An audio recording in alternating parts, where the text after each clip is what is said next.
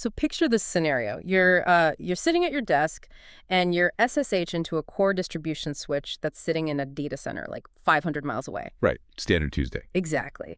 And you're tweaking a routing protocol, you type out your command, you hit enter, and instantly your terminal just freezes. One of the worst feeling. Total nightmare, right? No response at all. The cursor just sits there blinking mockingly at you. You've basically just locked yourself out of the device and, potentially taken down connectivity for an entire branch office. Yeah, that is a stomach-dropping moment for literally any network engineer. It really is. But what if I told you the system architecture is actually explicitly designed to save you from that exact disaster? Because it is. I mean, it's the ultimate fail-safe built into the very DNA of enterprise networking. These systems, they're engineered under the core assumption that humans will eventually make catastrophic errors.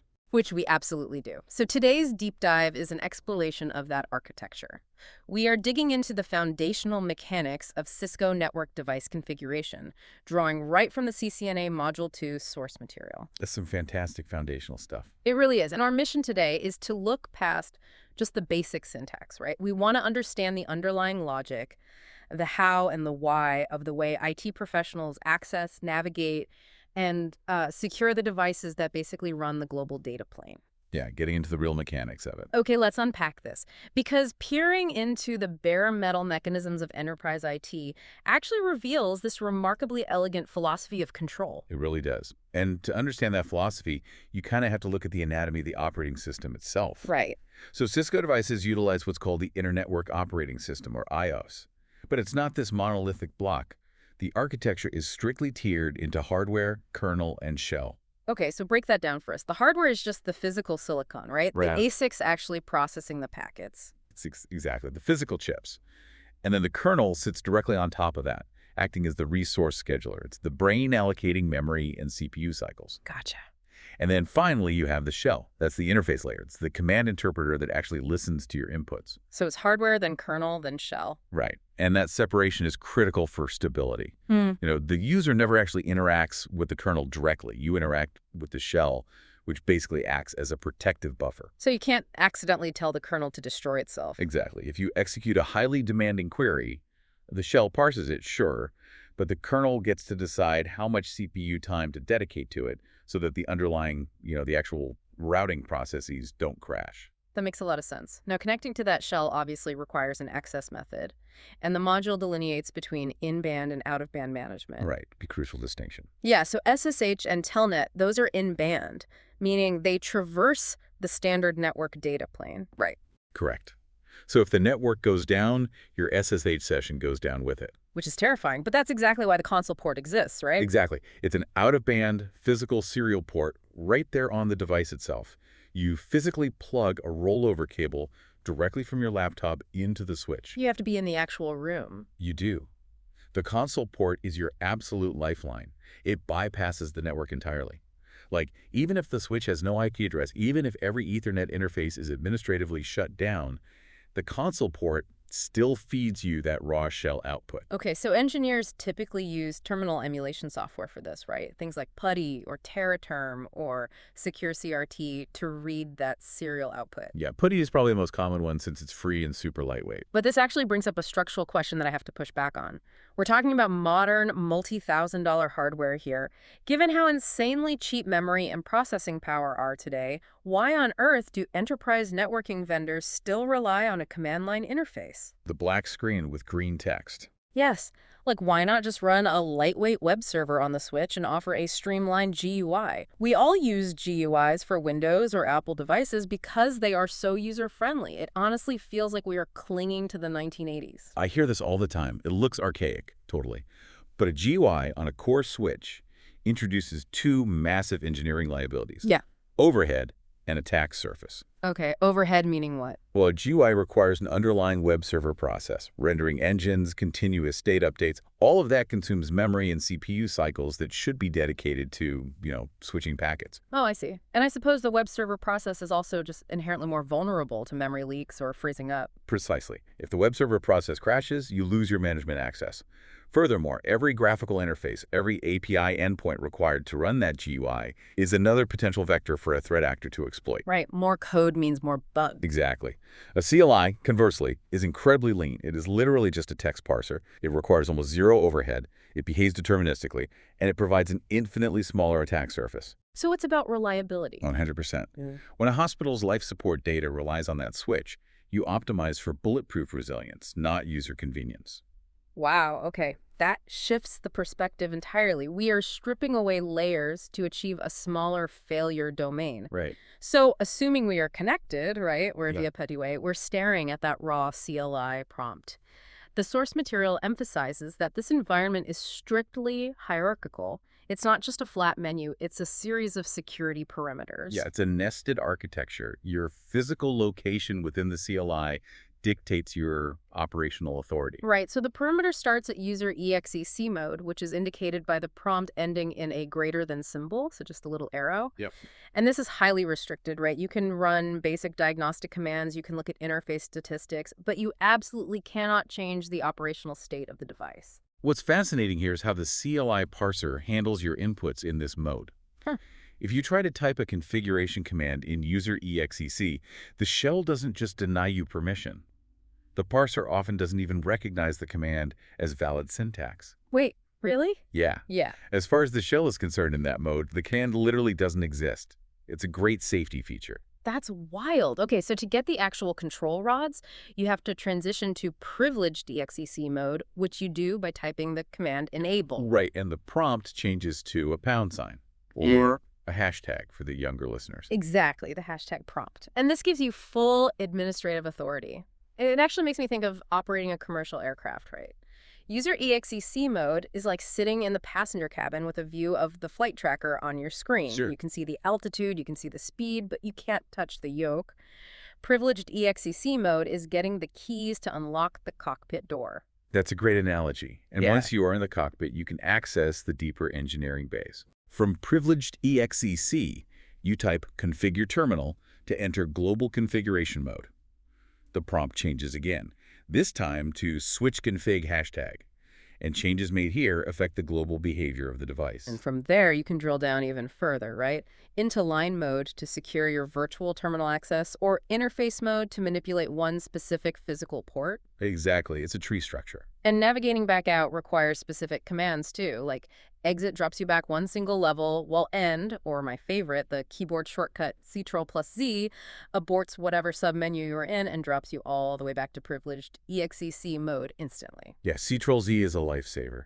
But honestly, the navigation is rigorous, and the syntax itself is super unforgiving. You are basically building logical statements. You need the command, the keyword, and the argument. Right. But the engineers at Cisco recognize that expecting human operators to memorize thousands of specific argument strings without ever making an error is just a recipe for massive network outages. Oh, absolutely. So they build an incredibly sophisticated, context-sensitive help system directly into the parser. The question mark. Yes, the almighty question mark.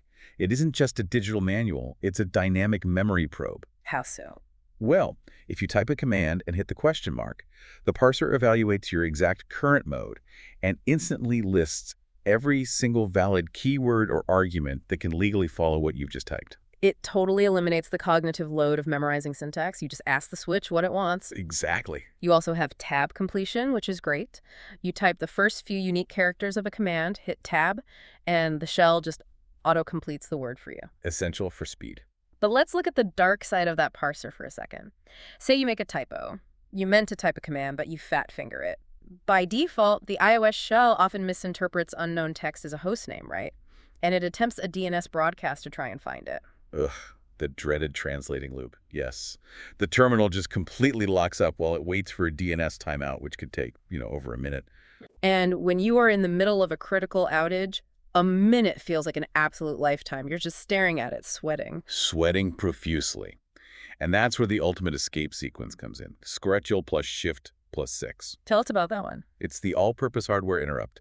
When you press Scrutchel shift 6, you're sending a specific escape character directly to the kernel, commanding it to instantly terminate the current foreground process and return control to the shell. It just kills the DNS lookup dead in its tracks. Exactly. It is a mandatory piece of muscle memory for anyone operating these systems. Okay, so we've breached the perimeter, we are in privileged EXCC mode, and we have the tools to navigate the syntax. The sources assert that the immediate next priority is locking down the device.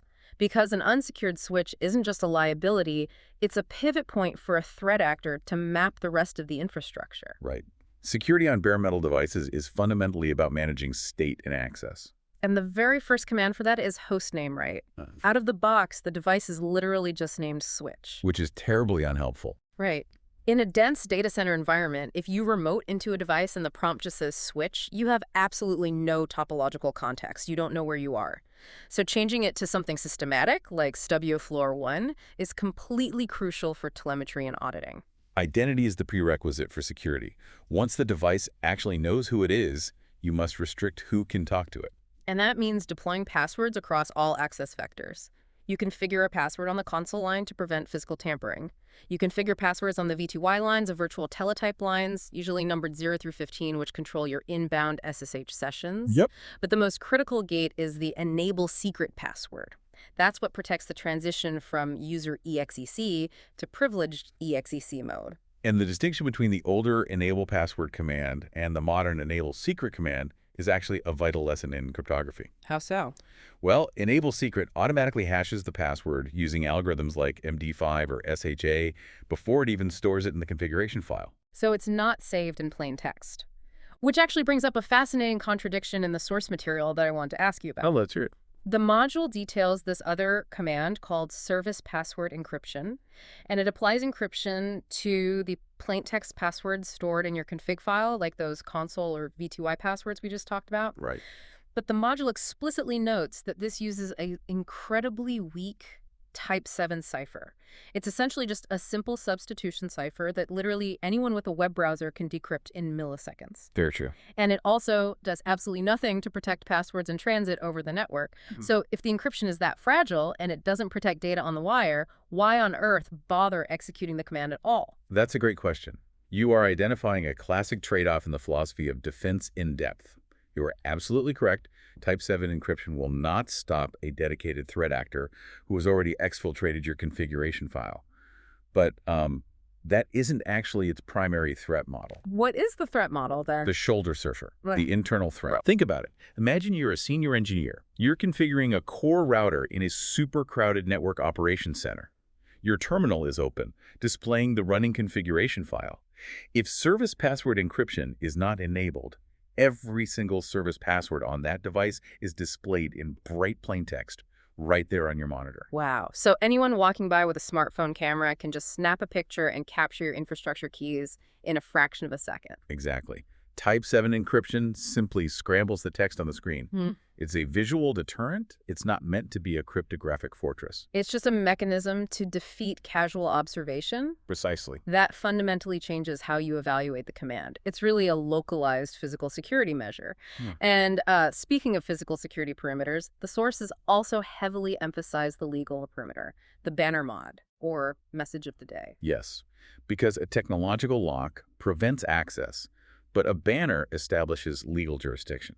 Right, so you use delimiters to block out a warning, something like unauthorized access is strictly prohibited, and that pops up right before the login prompt. Exactly. From a legal standpoint, if a threat actor circumvents your technical controls, but you failed to explicitly declare the system as restricted, defense attorneys in certain jurisdictions can actually leverage that ambiguity, right? The banner is basically the digital equivalent of a no trespassing sign bolted to a physical fence. It formally revokes implied consent.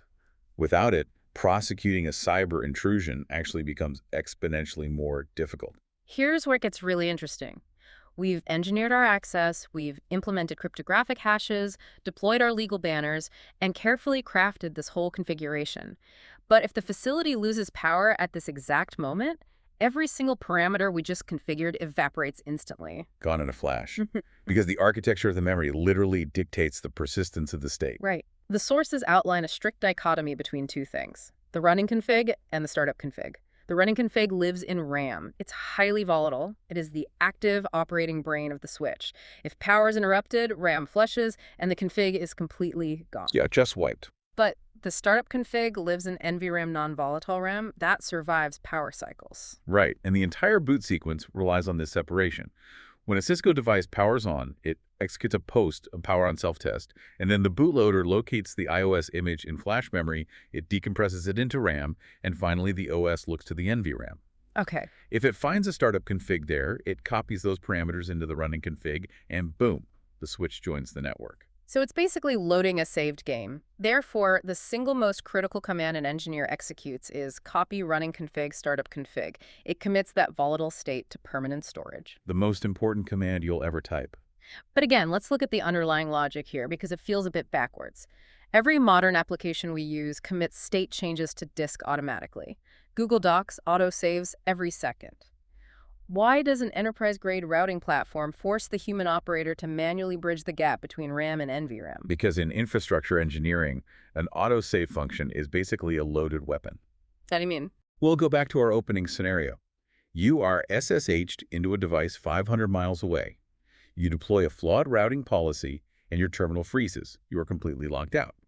Now, if the switch automatically committed that flawed policy to NVRAM, the device is permanently drunked until you dispatch a technician to drive out there and plug a physical cable into the console port. Ah, a truck roll. And that costs serious time and money. Exactly the opposite of what you want during an outage. Because the switch does not autosave, you have a built-in dead man switch. Oh, wow. Yeah, you simply call the remote facility and ask, just a local employee to physically unplug the power cord and plug it back in. The switch reboots, the volatile RAM fleshes out your catastrophic mistake, and the OS just loads the last known good startup config from NVRAM. That is incredible. The manual save process isn't some archaic limitation at all. It is literally a tactical rollback mechanism. It's brilliant system design. It turns a volatile memory wipe from a terrible vulnerability into a vital troubleshooting tool. And I guess if you genuinely need to decommission a device, you just use the erase startup config command, followed by the reload command, right? The reload forces the OS to restart, load an empty NVRAM, and it just drops you back to factory defaults. Yep, completely clean slate. There's also a really elegant low-tech way engineers handle configuration backups, completely outside of those centralized management servers. Oh, how does that work? Well, terminal emulation software like PuTTY actually has a logging feature. You can command PuTTY to write every single line of output that appears on your screen to a text file on your local hard drive. Okay, so you just run a command that prints the entire running config to the screen, PuTTY captures all of it in a text document, and boom, you have an instant backup. Exactly. And if the hardware ever dies completely, you just unbox a brand new switch, open the console, and simply copy-paste that raw text right into the terminal. The CLI parser reads the pasted text as if an incredibly fast human is just typing out the commands, rebuilding the entire operating state in seconds. It really highlights the raw utility of text-based interfaces. They are just universally portable. They are. But, a perfectly configured switch is functionally useless if it can't actually interact with the data plane. Very true. It needs physical connections and logical addressing.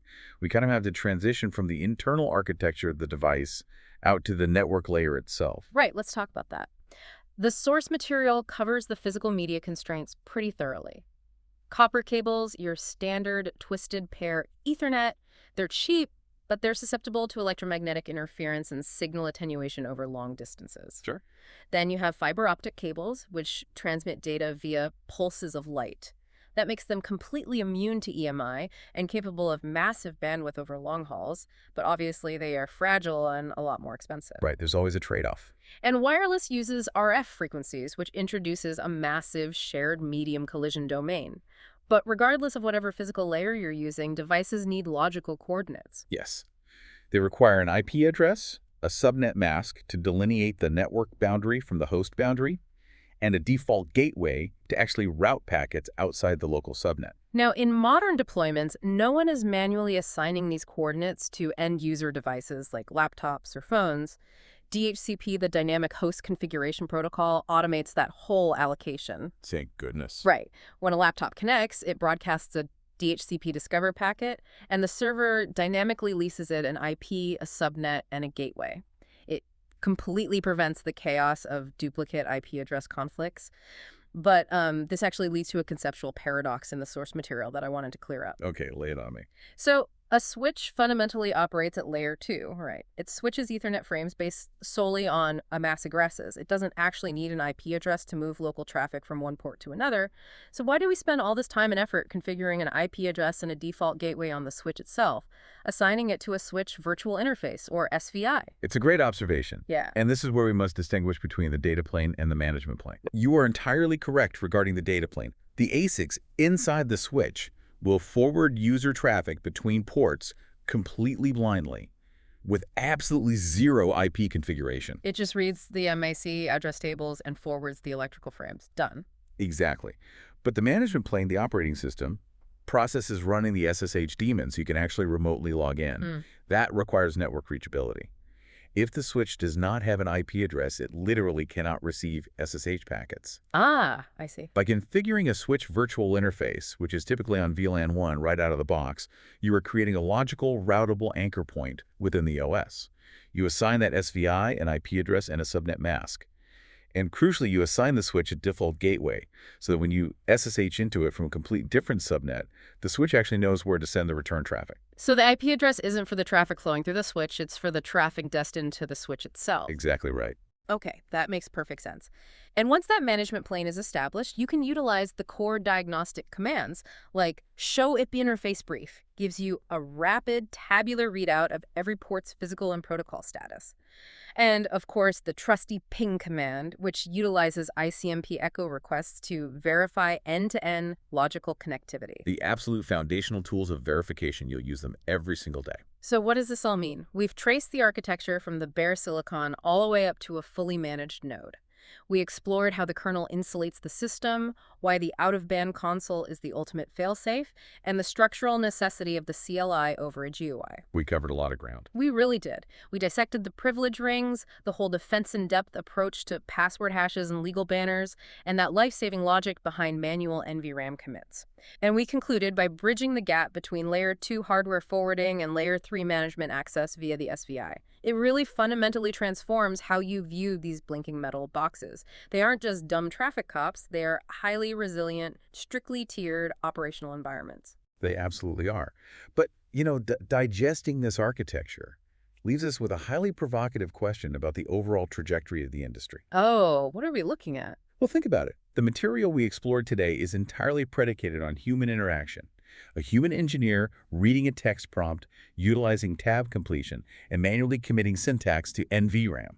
But consider the scale of modern cloud architecture. It's massive. Right. We're deploying data centers with tens of thousands of switches now. We are utilizing the vast, mathematically staggering address space of IPv6. The sheer volume of nodes is just exponentially higher than it was even a decade ago. Exactly. And given that scale, the industry is aggressively pivoting toward software-defined networking and automation via APIs. Code scripts using Python or Ansible can push configurations to 10,000 switches simultaneously in seconds. They're treating the infrastructure as code. So the question we have to grapple with is, as automation and machine-to-machine API configuration become the standard, is the manual CLI, this precise, fail-safe-driven interface we just spent all this time decoding, is it destined to become a legacy skill? Will the systems just manage themselves, leaving the human completely out of the loop until something physically breaks? That is an intense paradigm shift to consider.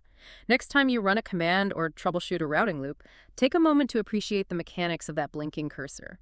It represents decades of engineering philosophy meticulously designed to keep the data flowing.